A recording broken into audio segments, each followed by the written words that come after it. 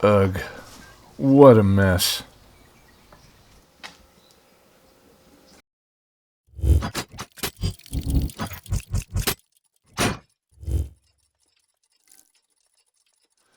Before we get started, I got a couple of sticker shout outs. The first one is actually Rich over at 42 Fab, but he's also got a outfit called weldityourselfkits.com, and he makes a lot of things. They come flat packed and you just break them apart.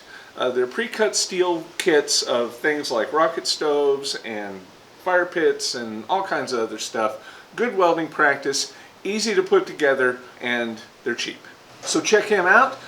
Another thing he sent was a silhouette bottle opener of the S.A.S.E Seeker. And if you don't know what the S.A.S.E Seeker is, it's a folded origami Chinese junk. And it is located in Tulsa, Oklahoma, about 10 miles from the port of Catoosa, which is the farthest inland port in the country. What the Seeker is the boat that the internet built. They've been working on it for maybe 7 or 8 years, and it's almost ready to launch. I hear they're going to launch it this August. And it's a completely handmade research vessel. It's about 70 feet long.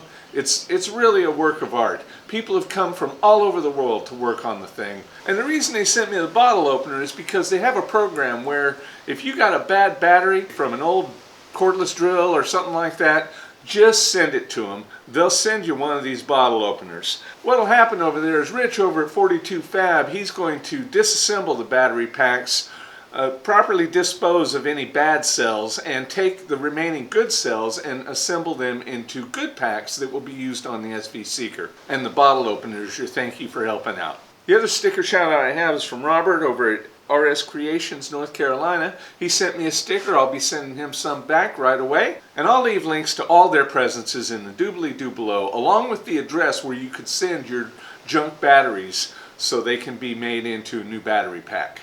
Well, friends, my steel storage is a mess. We're going to have to build a storage cart. That's today's project. We'll start out with some 3/16 wall 1.5" angle. We'll cut it to a length of 120 inches, and then I'm going to notch it at 8 feet. That'll give us an 8 foot by 2 foot base.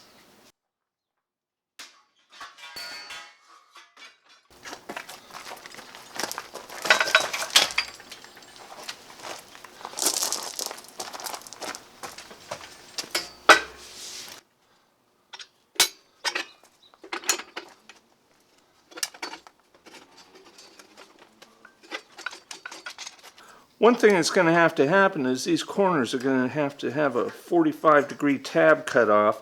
I might have been able to do that in the notcher. I should reach out to Roper Whitney and ask them if I can do that, because that would save me some time. But I'll just use the porta-band.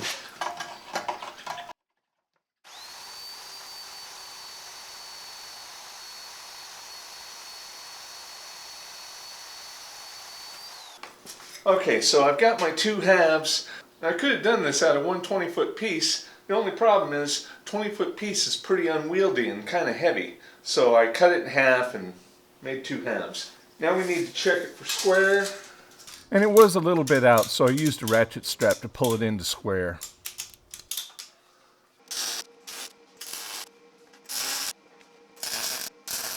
Okay, so here's my casters. They'll be going in the corner. What I've done is I've made a little gusset piece.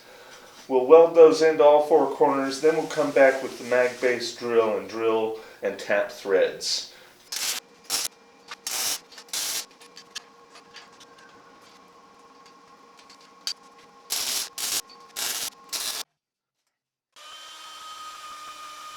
If you've got a clean, flat surface, the mag base drill makes for an excellent way to easily locate your pilot holes accurately.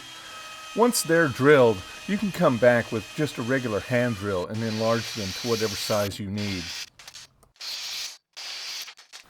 If the thickness of your metal is 3/16 or larger, tap threads make for a really nice addition and a clean mounting situation.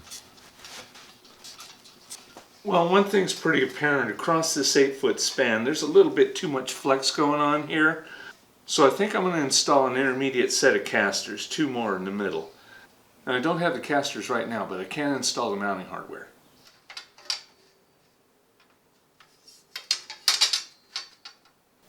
Alright, so I cut some 3/16 channel, and we will come in and install 2 intermediate casters.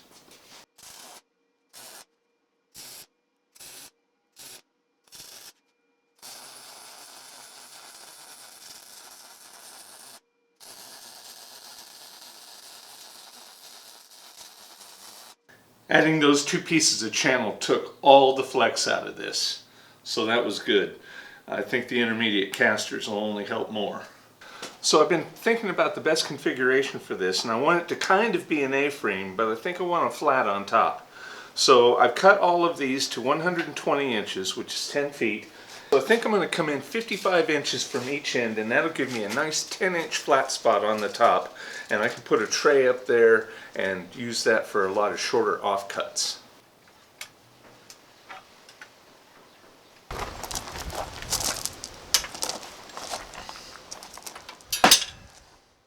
Okay, these are looking pretty good. Once I fold them into the A-frame, I know I'm going to have some gap here at these notches, but that's alright because I can fill a pretty big gap.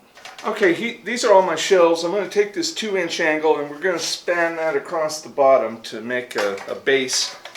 Then all this 1-inch angle will split these and make them into a V shape and weld them onto the A-frames.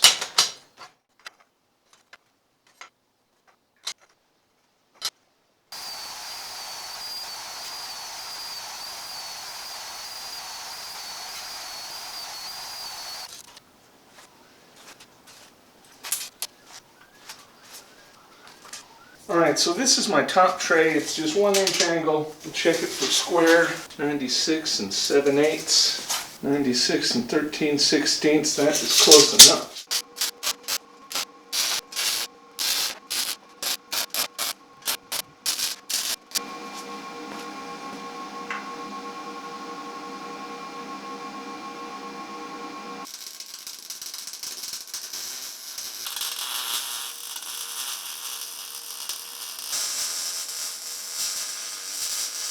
Now I want each one of these to have the same angle, so I'm going to weld this pin onto the edge of the table here and then bend the ends down to the edge. And that should give me a reproducible angle every time.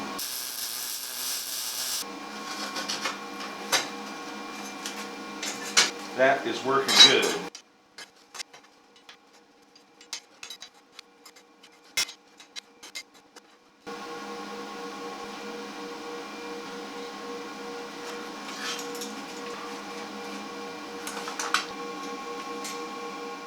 Well, I had this piece of DOM left over from my bird bath project, and here it is in the PIP. You can see it. I'm afraid this is a little bit too short to roll into a tighter curve, so I'm going to have to use the hydraulic bender.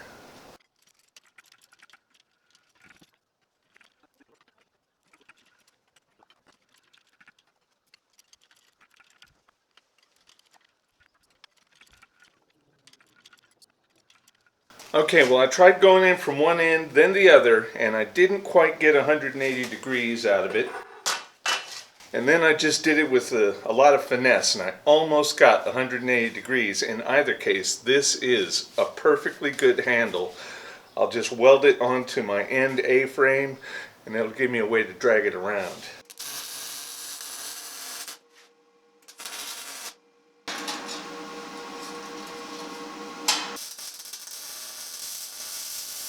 Alright, well here's my steel cart, and I think it's too big.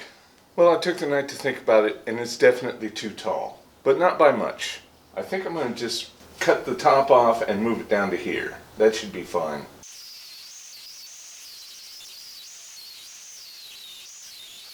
Alright, so I cut that much off the top, and that is much better. Now I can actually see into the top tray here. Let's weld that on and load it up.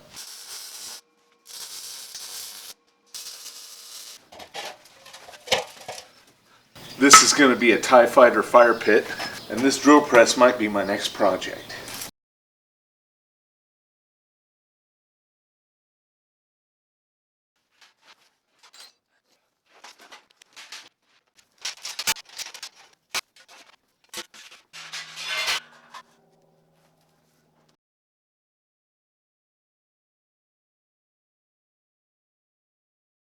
Well, I've been meaning to do that for a few years now. I'm finally glad to get it out of the way.